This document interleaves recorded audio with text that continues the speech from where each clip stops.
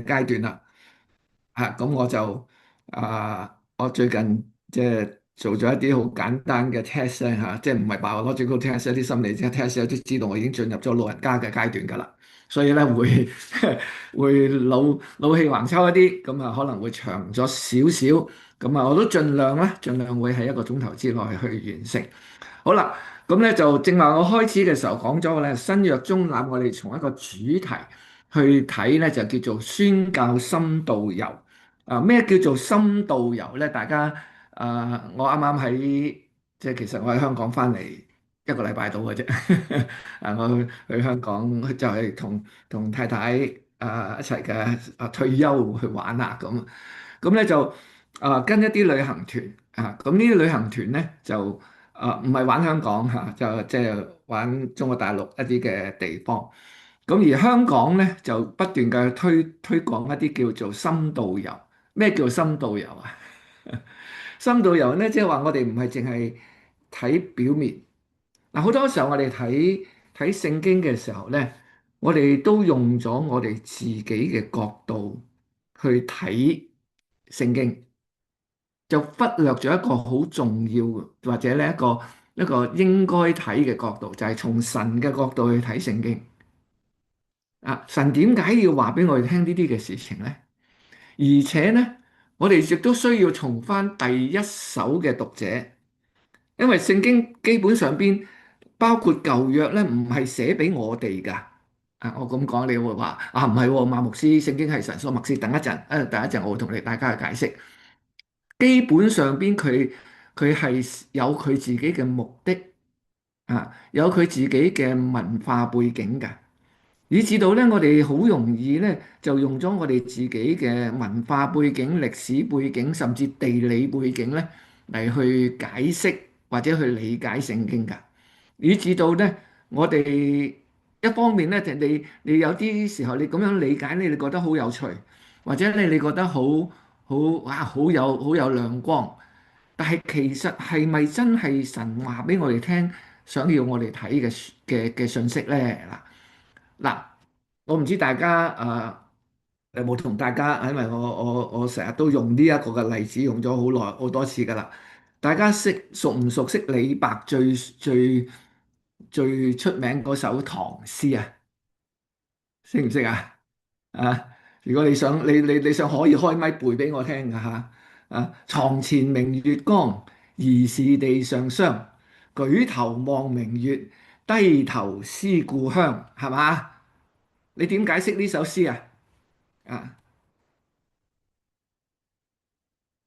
你點解釋呢首詩啊？嗱，首先咧，第一呢首詩我哋好少去好好少去講咧，佢嗰個嘅題目㗎喎。啊，佢有題目㗎，佢有詩題，我哋成日都話呢首詩叫咩啊？床前明月光咯，就攞咗床前明月光嚟啦咁。但係李白寫呢首詩其實有個題目叫靜夜思，一個安靜嘅夜晚，一個思想。仲有另外一樣嘢咧，我哋讀嘅呢一個嘅呢首唐詩咧，大家知唔知呢一個係明朝嘅版本啊？佢有一個宋朝嘅版本嘅喎。知唔知宋朝嘅版本係乜嘢？宋朝如果你熟悉中國嘅歷史，你會知道咧，即係簡單啦即係你可以分得好仔細咩？漢唐唐之後係乜嘢啊？唐之後就宋咯喎，唐宋元明清係嘛？即係呢個係好簡單嘅朝代啦。即係我哋背嘅時候，唐宋元明清咁。明朝同宋朝邊個更加接近唐朝？如果係如果係按照呢首詩係唐詩，如果呢首詩係唐詩嘅話咧，佢本身宋朝就係下一個嘅朝代啦。咁而明朝咧隔咗2個朝代喎。你想下宋朝嘅版本會唔會 It's 係 dealing with 準 wet 確一啲 piping 呢？and maybe less. Huh? 可唔可以 Yes, 將個 yes. 咪閂咗佢先啊？如果唔係講嘢，OK，好唔該。宋朝嘅版本會唔會係即係應該近一啲原本李白寫嘅嘢啊？你諗下個時間會唔會啊？李白寫嘅原裝版本呢，可能係同宋朝嘅版本有關嘅喎。而明朝呢，嗱你睇下點解會變咗個明字呢？你都會明白㗎啦。床前明月光，疑是地上霜。舉頭望明月，低頭思故鄉。嗱，宋朝嘅版本，床前看月光，疑是地上霜。舉頭看山月，看山月，低頭思故鄉。呢個係宋朝嘅版本。呢個我哋就係研究聖經嘅時候，呢個如果你放喺聖經嗰度咧，我哋話呢個叫做去追溯嗰個原本嘅文字啦。所以聖經有好多個如果你睇翻聖經咧，或者無論你係舊約好新約好咧，我哋而家有嘅和合本咧，係參考咗好多嘅抄本，去完成咗一個標準嘅新約，然之後標準嘅新約再翻譯做即係希臘文，翻譯做中文。但係當佢翻譯嘅時候，有啲嘅版本係更加早期嘅，佢係透過唔同版本嘅比較咧，就攞呢一個唔攞呢一個，所以聖經研究本身咧有一個叫做版本或者 textual criticism，即係去追溯翻最原本嘅版本。究竟原本嘅版本係點嘅樣咧？咁呢個咧係牽涉到一啲比較深入一啲嘅研究啦。但係喺呢個課程，我哋唔會去做呢啲，我哋只係用翻我哋而家有嘅。然之後，當我哋解釋或者我哋去理解某一啲段嘅經文嘅時候咧，可能會牽涉到一啲原本嘅版本。或者一啲比較早期嘅版本，其中一個就唔係叫好重要嘅一個研究聖經都有一個好大嘅困難咧，就係約翰福音第21章咧，本身咧喺最古舊嘅版本裏邊係冇嘅，後期嘅版本有，即係變咗就係會唔會21章咧就係即係有後期加入去咧，嗱，咁你又會話唔係應該係約翰一個人寫晒。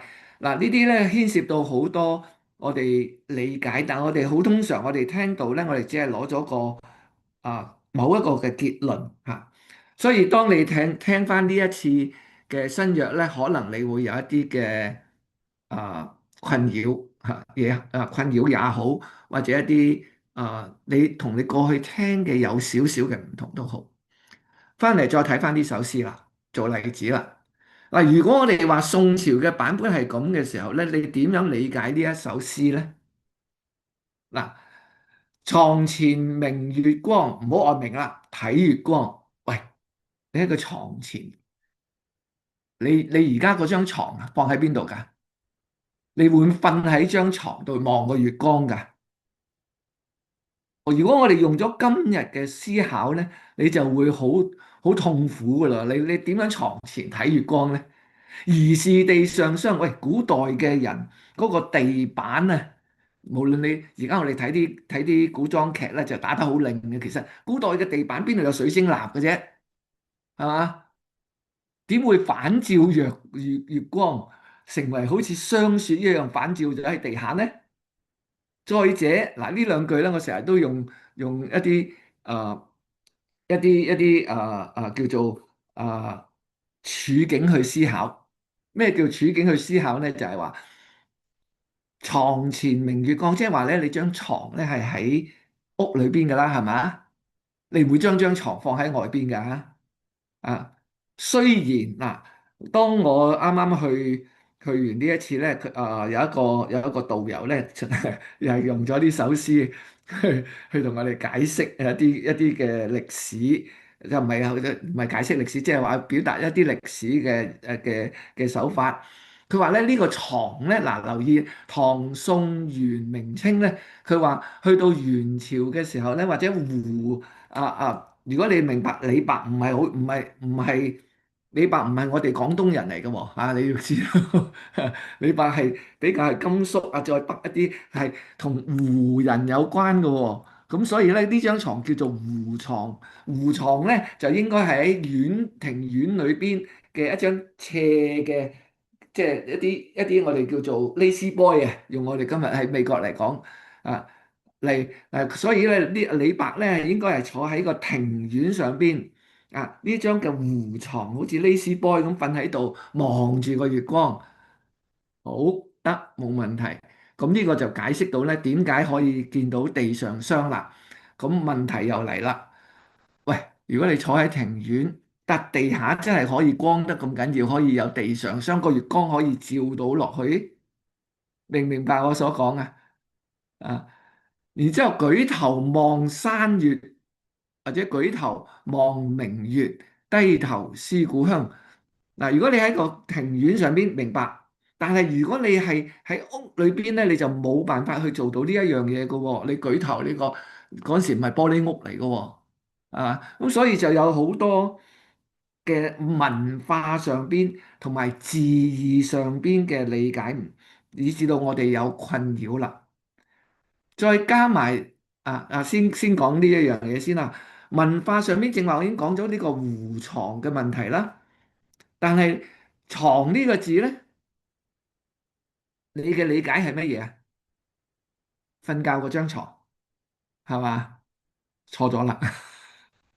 床呢個字咧，喺古代或者喺當時嚟講咧，可以嗱，我唔係話唔係指瞓覺張床嚇，亦都可以指乜嘢咧？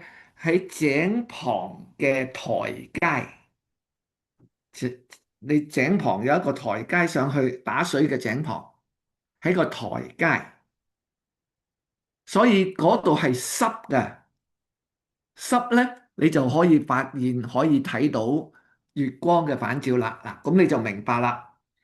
嗱，呢個亦都喺聖經裏邊咧，我哋解釋聖經嘅時候咧，我哋需要理解嘅。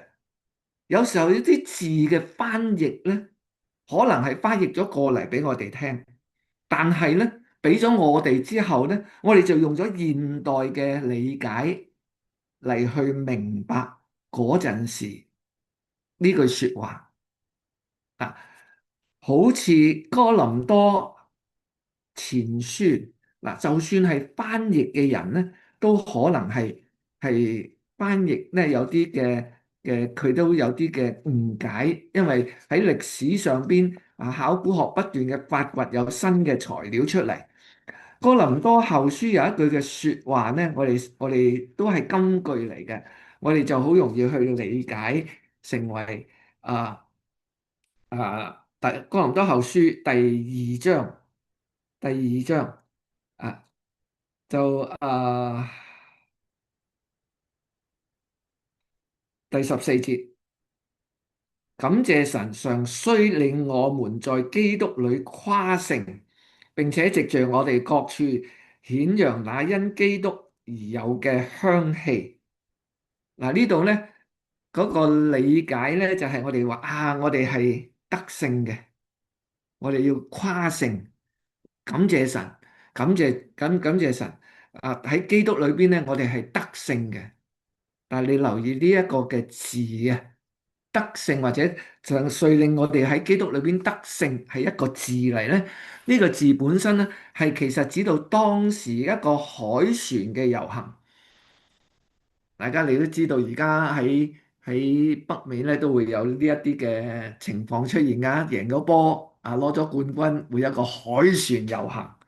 以前打贏咗仗，甚至而家都有㗎。打贏咗仗有個海船嘅遊行，所以喺法國有一個叫做海船門係嗰啲嘅海船嘅遊行。喺嗰啲遊行當中，你睇下我哋得勝係耶穌基督帶領我哋去得勝。原來嘅文字我哋唔係得勝嗰個，原來嘅文字係指到我哋喺呢個得勝嘅遊行當中，我哋係被俘虜嗰個，啱啱相反。點樣去理解嗰段經文呢？咁有機會到去到哥林多後書咧，我就先至會同大家略略嘅去睇一睇啦。咁所以喺啲字嘅上邊嚟講咧，你就會需要重新嘅去理解當時嘅人點樣去睇呢啲字啦。然之後舉頭望山岳咧，如果你係真係喺正話我哋所講嘅嗰個嘅場景嘅當中嘅時候咧，你就會知道哦，所以佢係望到舉頭就望到山岳啦，係山岳而唔係明月。所以你當你用明嘅時候咧，就有啲嘅誒 political sensitive 啦，因為明朝嘅版本啊嘛啊。然之後低頭思故鄉最主要就係呢句啦。思鄉夜晚一個安靜嘅夜晚喺庭院裏邊望住月光，想起故鄉。好啦，呢個就係成首詩嘅一個一個嘅表達啦。但係再進一步，我哋要問啦，咁呢首詩表達嘅思鄉係一種點樣嘅情況嘅思鄉？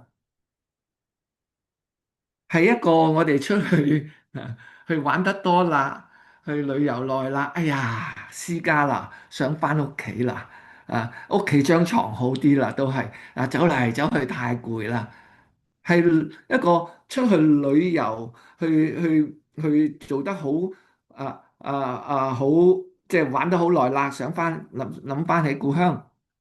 如果你用湖床，所以我覺得湖床呢一個嘅解釋可能唔係太準確啦。如果你用湖床嘅話咧，佢就真係好似係一個遊子，啊周遊四海去玩，玩咗一段之後，哎呀，都係屋企好。但係如果你話係井旁嘅話咧，井旁嘅台階嘅話咧，你就要問啦。月光當然係夜晚啦，反照啦。咁夜你喺井旁做乜嘢啊？你點解要喺井旁啊？你就問我啦，嗱，呢個就再進一步嘅解釋啦。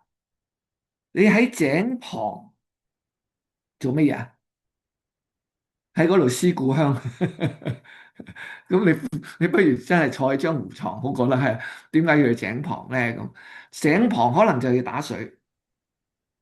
你打水嚟做咩啊？咁夜啦，你仲去打水？唯一一個可能性，你就係呢個大家庭嘅僕婢，你係喺打工嘅，你喺外地打工嘅。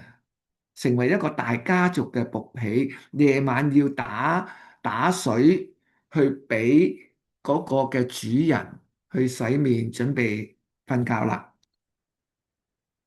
你係打工㗎，你去外地，因為你要思故鄉啊嘛，所以你一定係離鄉別井㗎，係嘛？當你去打水嘅時候，你舉頭望山岳嘅時候，你就諗起故鄉，係表達啲乜嘢？其實呢一個嘅思故鄉唔係遊子玩到悶啦，玩到攰啦，想翻屋企，而係為咗家庭去外地打拼，無論為啲咩原因，出咗去外地去做一個工作，而做工作嘅過程當中諗起自己嘅家鄉。所以呢首詩咧，如果你應用喺北美嘅華人，我哋有幾多人都係呢個？幾多人係呢首詩嗱？咁當你咁樣一應用嘅時候咧，你就好貼切啦。嗱，解釋聖經咧，剛才我用咗呢首詩咧去做一個嘅例子咧，就係其實我哋需要去留意今日可能已經話已經差唔多啦。我哋需要文化、歷史文化、文字、地理嘅差異，所有嘅嘢咧，我哋要重新嘅去思考，你先可以深入。否則嘅話咧，今日我哋好容易用咗一個嘅方式對唔住嚇，即係我咁講咧，有好多時候咧，我哋弟兄姊妹咧就即係有啲弟兄姊妹。會話誒馬牧師你咁講，咁唔通我哋以前聽嘅係錯？冇錯冇錯，只不過喺讀聖經嘅時候，我哋深入唔到。點解深入唔到咧？因為我哋已經攞咗我哋固有嘅思想，我哋固有嘅理解咧，去將聖經嗰段嘅經文去證明我哋嘅理解。就唔係咧，聖經呢段嘅經文咧，去挑戰我哋自己已經固有嘅理解啊，以至到我哋好通常咧，當我哋一聽到一啲同我哋好唔同嘅理解嘅時候咧，我哋即刻問啦：啊，真係咁理解嘅咩？咁當我解釋上下文、文化、歷史佢哋點樣理解嘅時候咧，咁你可能都覺得好唔舒服㗎。點解啊？係因為我哋已經有一啲固有咗嘅思想，以至到我哋停咗喺嗰個位置，冇辦法再深入落去。嗱，我以前我讀神學嘅時候咧，我去介紹一下我自己，我係富勒神學院畢業嘅。如果你喺華人嘅圈子裏邊咧，富勒本身咧係都即係叫做幾，又唔係叫做新派嘅。但係對華人嚟講，有啲人會話啊，好新派㗎咁。啊，如果你問我去講嘅話咧，其實 Fuller 唔算新派㗎。點解咧？因為仲有啲更加新派啲添嘅。啊，即係如果你知道神學院嗰個分佈圖嘅話，當我喺 Fuller 我要讀 Fuller 嘅時候咧，我同我嘅老師嚇，即係以前嘅播道神學院院長包會元牧師，就係而家搬咗去溫哥華嘅三一神學院嘅院長包維芬博士嘅爸爸。啊，我同佢傾，我報 Fuller，你覺得點嘅樣啊？包牧師好好，佢同我傾嘅時候，佢話唔怕去啦，你去讀啦。我話但係啲人對 Fuller 嚟講係新派嘅喎，係即係有啲人甚至讀到唔信嘅喎咁。佢話唔怕，按照我對你嘅認識，你喺播道神學院讀完之後，你有嘅嘢係好紮實，而呢個紮實，如果你想要進深，你需要出去俾人熬下你。有冇玩過啲揾個樽裝米咧，倒咗啲米落去，好似滿啦，係嘛？咁你點樣可以再裝多啲啊？燉下佢咯，熬下佢咯，佢會慢慢沉澱落去，又可以再加啲落去咯喎，壓下佢啦，又可以嘅咯噃。當我哋開放自己去俾聖經裏邊嘅説話挑戰我哋嘅思想嘅話咧，你就會更加能夠深入。啊，因為有好多我哋聽翻嚟咧，其實係已經係一個嘅，你可以叫做結論，但係呢個結論只不過係其中一個咧，可能嘅結論。但係當你再睇翻嘅時候咧，可能你會有一個好唔同嘅睇觀點。嗱，第一當我哋再翻嚟聖經嘅時候，研讀新約嘅困難，剛才我講過歷史、文化、地理上邊嘅差異。有冇去過聖地啊？有冇去過聖地遊蹤啊？我相信你哋都去過噶啦。有冇去過土耳其7個教會啊？聖經本身嘅地理環境係中東、巴勒斯坦同埋小亞細亞，包括咗歐洲嘅一部分希臘半島。嗱，嗰啲嘅文化同我哋中國人嘅文化咧，雖然有啲相似，但係咧亦都有佢嘅唔同。歷史嘅進程，佢哋經歷過嘅歷史亦都有唔同，所以呢個嘅差異影響咗我哋咧對聖經嘅一啲嘅理解。嗱，我曾經去過該撒利亞腓立比，有冇去過？有冇弟兄姊妹你去聖地遊中去過該撒利亞腓立比？當馬太福音第16章，耶穌對住門徒12個門徒話：你話人子係邊個？彼得就好大聲話：你係基督，係永生神嘅兒子。然之後耶穌基督就話俾佢聽：你係叫彼得。我要將我嘅教會建造喺磐石上。磐石啊，首先磐石呢個字咧啊嘅翻譯咧就已經係即係又係受咗現今嘅理解啦。我哋對舊約聖經，因為讀詩篇讀得多啊，耶穌基督係磐石啊等等，我哋就用翻譯咗做磐石。好，於是解經家有好多唔同嘅解釋。啊，呢個磐石咧，啊天主教嘅咧就話知道係彼得啦，因為彼得呢個字咧係石頭咁解，但係咧佢忘記咗彼得呢個字咧係小石咁解，好細嘅石頭。磐石咧就好大嘅石頭，佢應該翻譯做好大塊嘅石頭。當你去個腓立比、該撒利亞腓立比喺嗰度嘅時候咧，如果你去睇到咧，嗰度真係有一塊好大塊嘅石頭。嗰個大石頭唔係指到就咁一個，好似其實嗰個大石咧，如果你有冇去過 Mount Rushmore 啊，即係嗰個總統像嗰個山咧，啊，就其實就一大嚿一大塊，喺呢啲石頭上面有唔同嘅我哋叫做好似敦煌石窟咁嘅，即係一個個窿，每個窿咧都有一啲嘅希臘神明。如果你明白呢個地理嘅話咧，極有可能耶穌基督指住話：我要將我嘅教會建造喺呢一塊石頭上邊。意思就係話呢塊石頭中使有好多好多唔同嘅宗教，包括咗敬拜該撒啊。然之後咧，佢再講話陰間嘅權柄唔能夠勝過佢。留意嗰度嘅翻譯有小字話陰間嘅權柄係指到陰間嘅門。如果你去到嗰度咧，有一個個窿咧，就真係叫做陰間嘅門。咁你就會明白成個，因為個地理環境喺嗰度。嗱，嗰個地理環境我哋冇辦法明白咧，我哋就用咗我哋自己嘅理解，甚至咧我哋用咗舊約嘅磐石嘅概念啦。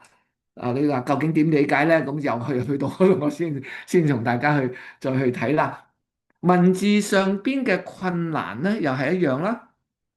我哋用現今一啲嘅理解咧，去明白新約嘅一啲嘅字義啊。好通常我哋都用咗我哋而家嘅世界觀嚟去理解新約嘅世界觀，以至到我哋有好多嘅困擾嘅。我哋唔忘記咗咧，聖經唔係寫俾我哋嘅。你可以諗下，今日你要寫一封信俾一個嘅大學教授，OK？你寫俾大學教授，你攞住呢封信去俾個細路仔睇，個細路仔可能會佢講啲乜嘢啊？我有兩個孫今日咧佢哋玩，大家都知道屋企而家我哋嘅啲 smart house 咧啊所以女仔千祈唔好改個名叫 Alexa。一個人 Alexa 咧，一嗌咧就個個都嗌出嚟噶啦。所以而家啲 smart house 咧都你都可以自己再起名噶啦。咁我兩個孫喺度玩 Alexa，喺度去嗌佢做一啲嘅嘢。你試下同10年前，或者你試下同20年前，我哋細個嘅時候，你去解釋呢一樣嘢啊？解唔解釋得到啊？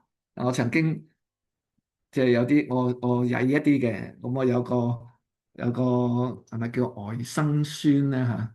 有個外甥孫嗰時佢好細，而家大個咗啦，好多好多年前啦啊！咁差唔多20幾年前啦，好細嗰時佢仲好細，而家廿幾歲。我嗌佢你拍下手啦，拍下手個眼燈就着㗎啦。我就攞住個 remote，嗰時有個叫 remote 嘅燈掣。拍下手啦，佢就着噶啦咁。佢一拍我撳咧，真係着咗喎。佢一拍又熄翻喎咁。佢覺得好神奇，但係其實就係我喺度用個 remote。你點解釋俾佢聽？我用呢個可以開關咧？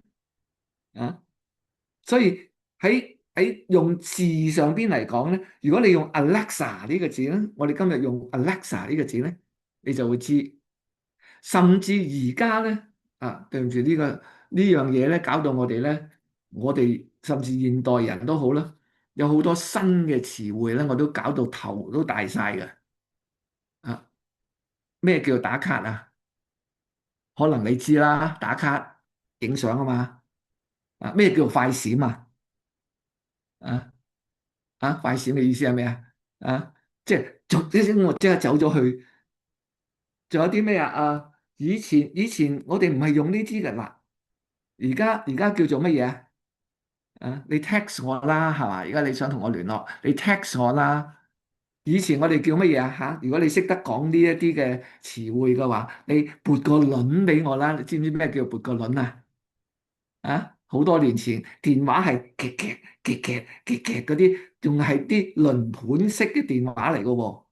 你撥個輪俾我，意思即係你打電話俾我啦。你今日講乜嘢啊？你 text 我啦，你 message 我啦。用好多而家嘅詞同昔日嘅詞係用法係好唔同嘅。所以你要留意一啲嘅詞彙。我哋容易以歷史嘅重尋為經，以神學嘅偉去理解，而忽略咗第一身嘅讀者同作者以及佢哋之間嘅互動。每一卷書都有佢嘅歷史背景，每一卷書都有佢嘅第一手嘅作者，無論保羅好、馬太好、路加好、彼得好，佢係第一手嘅作者，但係佢唔係諗住寫俾2000幾年之後嘅我哋。如果寫俾我哋2000幾年之後嘅我哋咧，咁就好大件事啦。我曾經聽過，對唔住。而家好興嘅 AI 咧，有冇聽過啊？AI 知係乜嘢嚟㗎？Artificial Intelligence 啊，你唔知聖經曾經講過我哋要打敗 AI，如果你唔小心嘅就會俾 AI 打敗。邊度講啊？約書亞記打完耶利哥之後嗰個城就叫做 AI，艾城就係呢一個啦。艾城，你去到打完耶利哥，你好叻咩嘅教會嗱？你以為已經成功啦？成功咗之後嗱，你跟住就我哋就去打 AI 噶啦。你以為你可以打贏 AI 咩？點知輸咗。你要翻去神嘅面前重新嘅去整理，你先可以打敗 AI 噶嘛。但係嗰個艾城係咪真係知道 AI 咧？雖然佢叫做 I，即係真係叫 AI。嗱，呢個咪就係我哋好容易以神學為偉，而嘗試去揾一啲同我哋有關嘅資料去讀咗入去咯。再加埋咧，另外仲有一個好大嘅困難㗎。點解有4卷福音書啊？如果我哋要理解耶穌嘅生平啊，所以當我教福音書嘅時候咧，有啲弟兄姊妹會話馬牧師啊，我哋好似唔係咁樣理解福音書嘅喎。係因為我哋嘗試去重新建構耶穌嘅生平，我哋嘗試用時間嘅坐標。歷史用時間嘅坐標去理解，但係四福音有歷史性，但係唔係用歷史嘅時間坐標嚟寫㗎。佢帶住一啲嘅目的㗎。佢點解要寫呢一啲嘅嘢咧？嗱，等於我哋今日寫自傳，你寫你嘅自傳，你點寫啊？嗯。又或者咧，冇講呢樣，我用呢樣嘢好似就咗你，即係你安息禮拜寫你嘅術士，唔好講術士啦。如果你要寫你自己嘅自傳，你嘅讀者群係乜嘢？係邊班？如果係你嘅後代、你嘅家人嘅時候，你會點寫自傳？又或者如果嗰個讀者係你嘅學生，我哋教書嘅我嘅學生，又或者係你創辦嘅機構嘅。嗰個公司嘅後人。嗱，每一個嘅目的都唔同，你所寫出嚟嘅歷史或者你寫出嚟嘅自傳都會唔同㗎。如果你係寫俾公司，你所創辦嘅公司嘅員工去睇你嘅生平嘅時候，佢會睇你嗰個嘅奮鬥史，佢唔會睇你點樣同細路仔傾偈㗎，係嘛？佢唔會睇你朝頭早刷幾多次牙嘅。我哋今日就好容易啊，刷3次牙咧就成功㗎啦。咁我呢啲係風水命理嚟嘅啫。但係如果你要寫呢啲嘅時候咧，你係有個目的嘅。4卷福音書咧都有目的嘅，都有佢自己嘅讀者群嘅。所以佢唔係寫純歷史或者用時序嚟歷史。但係當我哋嘗試重新建構歷史，我哋就出現問題啦。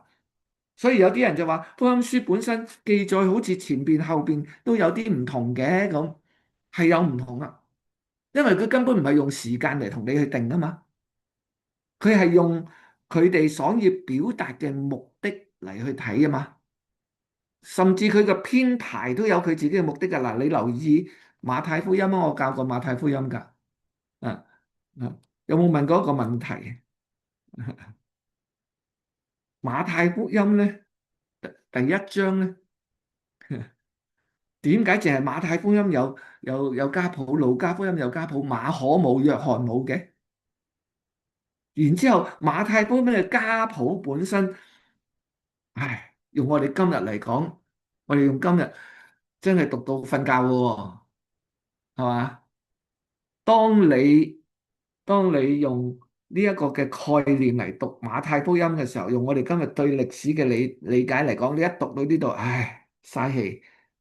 啊，邊個生邊個關我咩事啫？啊！但係如果你睇翻馬太福音嘅家譜設計咧，佢所講嘅非常有意思㗎，因為佢對住猶太人，唯有猶太人先正可以明白點解啊？因為猶太人對家譜好重視，越長嘅家譜代表呢一個人越重要。仲有裏邊所表達嘅14代、十四代啊，呢度講到一共有。即係從第17節亞伯拉罕到大衛14代，大衛到巴比倫十四代，巴比倫到基督又有14代，有好多呢一啲嘅細節咧，係唯有猶太人嘅背景先有，所以佢唔係用歷史嘅，甚至你對照住呢啲嘅家譜，馬太福音嘅家譜同路加福音嘅家譜有出入㗎。馬太福音嘅家譜再對照翻舊約咧，亦都有一啲嘅出入㗎。但係你要問翻點解佢咁記啦？點解佢記呢個人唔記嗰個人啊？所以呢啲係我哋讀新約嘅困難。仲有另外一樣嘢咧，讀新約嘅時候咧，我哋往往仲有另外一個困難咧，就係我哋嘗試用新約嚟解釋舊約，就唔係用舊約嚟解釋新約。點解咧？因為我哋已經有神學做嗰個基礎嗱，所以我哋話咧，好通常我哋唔會錯。點解咧？因為佢讀咗神學，神學本身係 govern 住我哋嘅信仰，但係佢本身咧亦都限制咗我哋對聖經嘅理解。所以呢個咧係我哋或者我需要講快少少啦啊，就我哋需要去明白嘅。跟住咧，我哋就去先理解一下新約嘅政治背景同埋經濟、地理、文化。咁我哋就大致上邊咧就 set 好咗，我哋進入到新約嘅中覽嘅時候，我哋要有嘅一啲嘅背景。我哋係要點解我話我哋係要從宣教深度遊啦？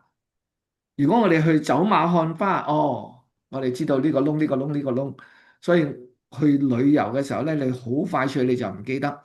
又或者咧去旅遊嘅時候，你就話：哎呀咁落後㗎！哎呀，佢哋嗰啲以前咁，你欣賞唔到嗰個嘅旅遊景點俾過你嘅一啲嘅震撼啊！所以呢個係所以我稱之為深度遊就咁解啦。新約嘅政治背景，大家都知道羅馬嘅政治體系。佢有元老院，但係佢分省而治。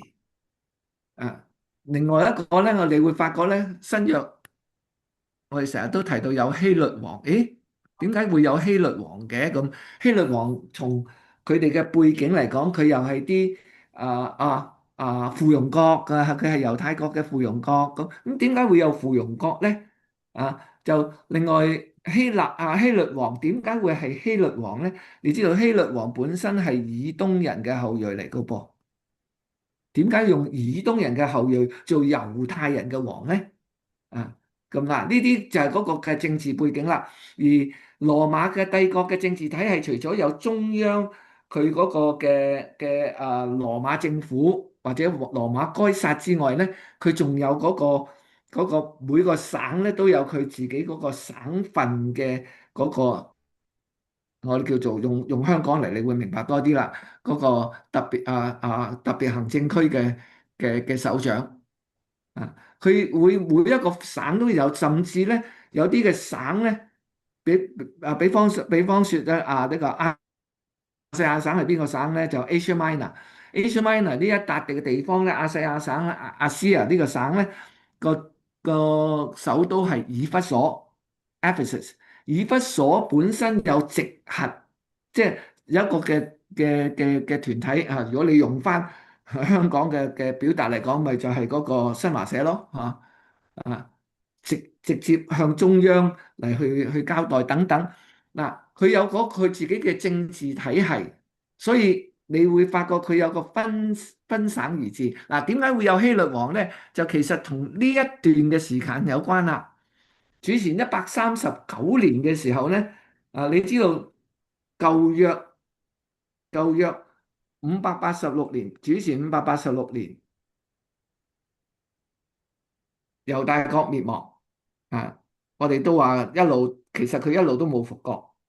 去到主前139年嘅時候咧，有馬加比一個嘅人，佢成功嘅去反抗當時嘅羅馬，以至到佢建立咗一個叫做馬加比王朝。而當羅馬征服咗佢之後咧，或者打敗咗佢之後咧，佢覺得就容許呢個王朝繼續而成為猶太國獨立嘅。但係佢其實唔係一個獨立，已經即係有佢自己獨立嘅國家。佢係一個叫做附庸國，而佢有佢自己嘅皇帝，佢立咗當時嘅一族群嘅一個嘅領袖，其實就係以東人嘅後裔做希律王，去管治呢一帶嘅地方，去管治猶太國。但係佢冇實權嘅，實際上邊佢冇實權嘅。所以你變咗去到新約嘅時候咧，你就會發覺突然間又有希律王嘅。咁，希律王究竟係邊個嚟嘅咧？咁嗱，再加埋咧，如果你明白馬加比王朝嘅時候咧，佢對於新約有一個好大嘅影響。因為新約你記唔記得耶穌基督嘅12個門徒當中有一個奮銳黨嘅西門啊？翻譯就係嗱，呢個就文字啦。咩叫做奮銳黨嘅西門咧？咁我哋都唔知佢係乜嚟嘅。奮銳黨其實就用今日所講嘅，就係一個叫做 mafia，一個極端組織。有個極端組織嘅人係反抗當時嘅羅馬政府嘅。佢嗰個叫奮銳黨嘅西門。佢哋認為要復興以色列國或者猶太國係要透過政治暴力。但係實際上邊，如果你明白呢一樣嘢嘅時候咧，你就會多一啲明白因信稱義啦。啊，咩嚟㗎？我哋好熟㗎喎，我哋一着信心啊嘛，一着信心稱義啊嘛。啊，但係如果你明白當時嘅歷史背景，最近我聽咗包維君博士嘅對呢個嘅解釋，就係同呢一樣嘢有關。佢話當時嘅猶太人仍都好紀念、好感念馬加比王朝，佢認為馬加比係成功嘅。所以能夠服侍神、恢復神嘅國咧，係要透過呢一個嘅行為。但係保羅話 no，真正嘅天國係靠信，因信稱義。呢個係加拉太書嘅開始。加拉太書可以話係保羅第一卷書，亦都去到保羅侍奉最後嘅唔係最後，保羅3次嘅宣教旅程之後，佢寫羅馬書又係寫因信稱義，好唔同。如果你明白呢個背景嘅話，而另外一方面咧，羅馬王嘅造神運動咧係一個嘅問題啦。羅馬皇帝需要去所有嘅百姓留意一下，羅馬書第10章曾經講過一句嘅說話：你若口裏認耶穌為主，心裏信神叫他從死裏復活，就必得救。你口裏認耶穌為主，嗱，呢個就係個字嘅理解啦。我哋今日對耶穌基督主啊主啊主啊，我哋好容易講得出啊，係嘛？啊，祈禱主啊，求你點點點，主啊，我願意聽你嘅說。但係昔日你只可以稱羅馬該撒為主，任何你稱其他嘅，你都會用翻今日我哋嘅概念啦，你都會犯咗國安法，你會又犯咗顛覆罪，再加埋羅馬嘅該撒。嗱，當我哋讀啟示錄嘅時候咧，啟示錄咧，耶穌基督係首先係末後嘅，佢係死過又活過嘅，佢係主，佢係神。啟示錄第1章有好多呢啲嘅 title，其實呢啲嘅 title 都係當時嘅該撒要求佢嘅百姓咁樣稱呼佢哋嘅，係首先係末後係主係神。所以呢一個嘅名稱，我哋今日用咗我哋今日嘅理解讀咗入去嘅時候咧，我哋就好簡單啫嘛，認耶穌為主，心裏信神，叫佢從死裏復活，做晒啦，得救。等一陣先，你若口裏認耶穌為主，羅馬書唯有該撒先至可以被稱為主，你夠膽去反抗？你夠膽公開口裏啊嘛？口裏認耶穌為主啊嘛？所以嗰個造成嘅後果係你需要付上代價㗎。所以你若口裏認耶穌為主，第二個心裏信神，叫他從死裏復活。有冇留意猶太人同埋希臘嘅哲學都唔相信復活呢樣事？所以呢個係一個好大嘅挑戰嚟㗎。如果你明白呢個文化政治背景嘅話，但係呢，仲有另外一個嘅政治背景呢。該撒喺開始羅馬帝國嘅時候呢，佢都想用一個懷柔嘅政策去用宗教呢去將國民將佢團結起上嚟，去對羅馬忠誠。所以佢知道一方面佢需要每一個人每一個嘅子民都要拜該撒，所以喺該撒廟啊或者該撒嘅廟宇咧，可以遍佈成個羅馬當時嘅帝國。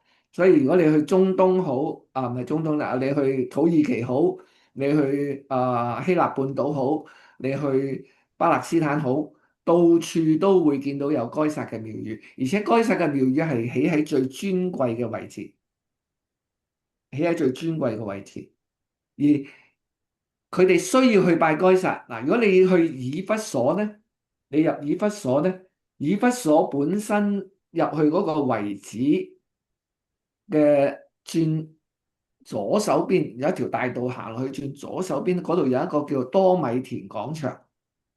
多米田係邊個咧？多米田就係其中一個逼迫基督徒最緊要嘅一個嘅羅馬嘅皇帝。而你入去呢個廣場，呢個廣場係乜嘢嚟嘅咧？呢個廣場其實就係當時佢哋嘅市集，佢哋做買賣嘅地方。但係入去廣場嘅時候咧，有一個嘅香壇，你要向該撒獻香，你先可以入呢個廣場做買賣。所以做敬拜該撒咧，係成為你生活上邊能夠生活、能夠做買賣嘅一個好重要嘅動作。如果你唔拜該撒嘅話咧，你就冇咗呢一種嘅生活上邊會起咗一啲嘅困難。但係初期嘅該撒知道猶太人只敬拜獨一嘅真神，佢只敬拜獨一嘅真神，所以當佢去對住猶太人嘅時候，猶太人可以豁免，猶太人可以豁免，但係猶太人豁免咗咧，你點知道你係敬拜猶太人啊？你點知道你係猶太教㗎？嚇？你點知啊？你點樣證明你係猶太教嘅信徒啊？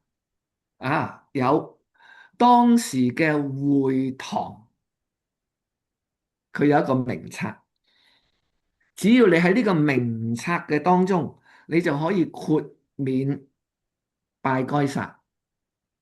當你豁免拜該撒，你就可以生活上邊你就有好多嘅方便啦。又留意初期嘅教會從來冇諗過要脫離猶太教。佢係初期教會呢，係猶太教裏邊一個支派，只不過呢個小支派發展得好快，一路俾會堂推出去，一路俾猶太教將佢推出去。佢最厲害嘅一招就係將你本身，因為教會都去會堂噶嘛，教會初期教會，你睇保羅去會堂，你喺會堂嘅名冊裏邊將你剔走，你就要拜該撒啦。所以呢一個嘅名冊有個名嘅，我哋今日可能忽略咗呢一樣嘢嘅。呢個名冊喺會堂嘅呢個名冊咧，你知唔知叫咩名啊？生命冊。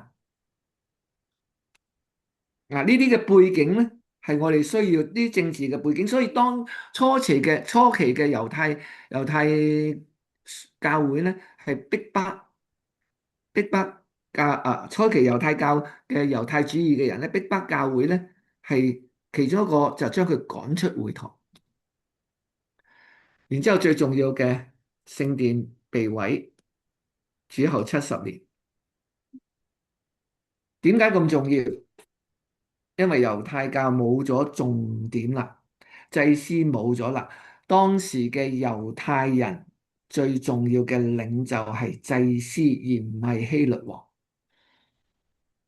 祭司掌管咗好多，但係當聖殿被毀，再加埋當聖殿被毀之後，猶太人失去咗一個中心center 去到團結佢哋，所以聖殿被毀引嚟好多嘅新約嘅一啲嘅背景上邊嘅影響啊，比方話舊約，大家知唔知道舊約唔係喺即係已經有流傳，一路有流傳，但係最終定舊約停喺嗰度啦，舊約停啦，就係呢幾卷書啦，就係主後90年。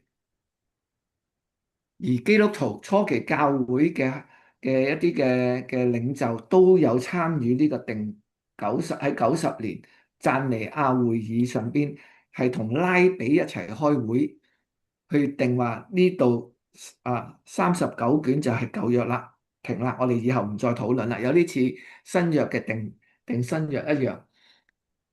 好啦，講咗好多啦，要講快啲啦。經濟地理。我哋一路講緊嘅係福音書，但係當你睇翻咧城市嘅發展、東西貿易嘅活動、城市嘅多元化呢一啲，其實大部分發生喺現今嘅土耳其。睇下保羅嘅第1世紀保羅嘅行蹤、教會分佈圖，呢度就係土耳其，呢度就係希臘半島，呢度就係羅馬，呢度就係巴勒斯坦。如果你話教會嘅地理環境、教會嘅地理位置，主要係呢一度同呢一度。當然，帖撒羅尼迦喺呢度啦，腓立比喺呢度啦，仲有哥林多喺呢一度啦，都有佢嘅書信。但係最主要嘅活動咧，可以話係呢一笪地方。呢一笪地方係乜嘢咧？東西貿易嘅互動。嗱，留意呢一度喺呢度集結，同埋保羅嘅書信咧，除咗個人書信之外咧，大部分係寫俾呢度啲大城市嘅。你睇下，加拉太喺呢一度啦，加拉太書喺呢一邊，然之後咧七個教會喺呢一度啦，以弗所喺呢一度啦，帖撒羅尼迦啦，腓立比哥林多啦，羅馬書啦，啊，大部分喺晒呢一度，都係大城市，東西貿易，東西貿易有啲乜嘢嘅問題咧？咁東西貿易就係嗰個文化嘅互動好大，美國就係一個咁嘅社會咯。文化有好多，我哋仍然都傳住我哋華人文化，但係其實有好多西方嘅文化，文化上邊嘅互動有好多，大家彼此嘅去碰撞嘅時候咧，就當你睇翻喺保羅嘅書信裏邊咧，有好多希臘文化嘅背景，你先理解得到嘅元素。有啲學者甚至認為約翰福音嗰個洛各斯 （logos） 太初有道，道呢個字咧，唔好用道家嘅道嚟理解嚇。我哋成日都有我都聽到好多我哋中國哲學嘅有中國哲學根底嘅弟兄姊妹啦。呢個咧早啦，聖經都講埋道家太初有道咁。對唔住，嗰個道本身咧，如果用翻希臘嘅哲學嚟講咧。嗰個係同希臘哲學有關，洛各斯 （logos），我哋從希臘哲學嘅角度去理解，而唔係從道家嘅道嚟去理解。城市嘅發展，你就知道現今嘅當然你要明白，昔日嘅城市相對今日嘅城市嚟講咧，都係係一個好細嘅地方嘅啫，唔係咁大嘅嚇。所以你即係唔好諗住用今日嗰個理解，正如我哋讀馬太福音希律咧殺晒成個伯利恆城成個伯利恆城2歲以下嘅細路仔血流成河，哇！我哋係咪咁理解嘅？因為我哋今日個城市好大啊嘛，2歲以下嘅細路仔多得幾多啊？但係你第一你要留意，伯利恆係一個細嘅城啊。點解你知啊？因為聖經講噶嘛，當嗰啲嘅文士揾出嚟揾翻舊約伯利恆啊，你雖然細，你係一個小城，但係有一個君王要由你嗰度而出。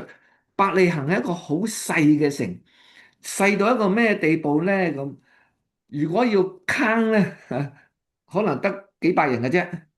2歲以下嘅細路仔有幾多個？可能一隻手數晒，一隻手數晒。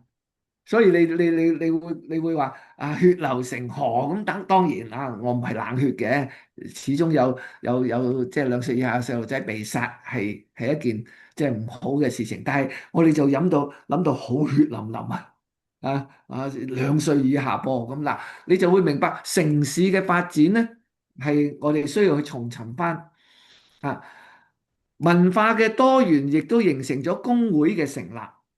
昔日嘅貿易咧，受希臘哲學嘅影響，佢哋有工會嘅喎，你知唔知啊？啊，有啲似今日嘅工會㗎，每一行都有佢自己嘅工會嘅。例如話啟示錄裏邊嘅別加摩，唔係推雅推拉，對唔住，推雅推拉。推拿推拉嘅即係染布業係最出名嘅。點解我哋知咧？《使徒行傳》有提過一個染紫色布嘅女底亞係由推雅推拉而嚟嘅。而染布嘅呢個行業咧，有佢自己嘅工會，佢工會咧都敬拜一個嘅神明。有啲似我哋今日中國人都有啦。即係建築業拜邊個啊？魯班都有佢嘅神明，而推雅推拉嘅神明就係阿波羅。嗱，呢一啲嘅工會成立組織，亦都如果你要喺當時嘅打工也好，晉升嘅機會也好，生意嘅成功也好咧，你就要加入呢啲工會。當你加入呢啲工會，你自然就要拜工會所供奉嘅神明。咁你做基督徒，你拜唔拜？所以你睇翻新約，保羅有好多呢一類嘅。嘅提醒。哥林多前書佢有一個嗌佢哋唔好食牛肉，唔好食肉，唔係食牛肉，因為當時嘅祭牲都需要經過祭司，都需要經過啊啊啊神明，然之後先至去屠宰拜個偶像嘅食唔食？嗱，好多呢一類嘅背景咧，你係需要政治宗教對經濟生活嘅影響。正話我講過，拜該撒同埋你屬於呢啲公會嘅，如果你想喺生活上邊有晉升嘅機會，提工作又順利嘅話，你要參加呢啲。地理位置就係正話我講過啦，巴勒斯坦同土耳其。係咪咧？我都話馬牧師好長氣噶啦，講咗一半都唔夠。好啦，或者我留翻一啲下個禮拜我先同大家講啦。咁就俾大家呢個禮拜去諗下一個問題啊。下個禮拜我哋會回答啊。新約嘅書卷嗱，留意下喺大家嘅講義當中，新約嘅書卷要去到主後397年 AD 397年，喺一個叫做加泰基會議先正定落嚟。新約點解去到嗱？基本上邊主後100年，如果我哋話啟示錄係大概係使徒約翰臨終嘅作品嘅話咧，即係死之前嘅作品，大概主後100年。點解要相隔成297年，接近300年，先正有新約嘅定落嚟？新約定落，而且喺成個嘅過程當中，當你睇翻大家嘅講義嚇，喺成個嘅過程當中，有人去定呢個新約，點解係去到加太基會議先正定咗呢27卷？嗱，下個禮拜咧，同大家去分享。對唔住嚇，因為實在太長啦嚇。咁然之後咧，就我哋下個禮拜，對唔住，下個禮拜咧，我會係對唔住，我哋星期一我會去土耳其。下個禮拜我會喺土耳其同大家上堂，所以咧，你睇我後邊嘅背景啦，可能唔同咗噶啦。所以咧就請大家為我祈禱啦。咁都要。